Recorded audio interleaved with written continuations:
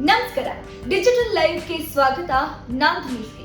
ಪ್ರಜಾಪ್ರಭುತ್ವದ ದೇಗುಲ ಅಂತಾನೆ ಕರೆಯಲ್ಪಡುವಂತಹ ಸಂಸತ್ ಭವನ ಇಂದು ಅದ್ದೂರಿಯಾಗಿ ಲೋಕಾರ್ಪಣೆಯಾಗಿದೆ. ಇಂದು ನಮ್ಮ ದೇಶದ ಪ್ರಧಾನಿಯಾದಂತಹ ನರೇಂದ್ರ ಮೋದಿ ಅವರು ಅದ್ದೂರಿಯಾಗಿ ಸಂಸತ್ ಭವನವನ್ನ ಉದ್ಘಾಟನೆ ಮಾಡಿದ್ರು. ಇಂದು ಉದ್ಘಾಟನೆಯಾದಂತಹ ಸಂಸತ್ತಿನಲ್ಲಿ ಕನ್ನಡದ ಕಂಪು ಪಸರಿದೆ. ಏನಪ್ಪಾ ಕನ್ನಡದ ಕಂಪು ಅಂತ ನೀವು ಅನ್ಕೊಂತೀರಾ?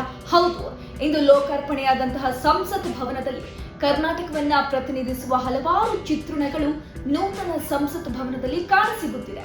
ಬಸವಣ್ಣನವರ ವಚನಗಳು, ಮಧ್ವರ ಪ್ರೇರಣೆ, ಹಂಪಿಯ ರಥದ ವೈಭವ, ಅನುಭವ ಮಂಟಪ, ವೇದ ಪುರಾಣಗಳು, ಅಖಂಡ ಭಾರತದ ಚಿತ್ರಣ ಹಾಗೂ ಚಾಣಕ್ಯನ ಚಿತ್ರಣಗಳು ಇವೆಲ್ಲವೂ ಸಂಸತ್ ಭವನದ ಗೋಡೆಗಳಲ್ಲಿ ಅಚ್ಚುಕಟ್ಟಾಗಿ ಕಣ್ಣಿಗೆ ಕಟ್ಟುವಂತಿದೆ.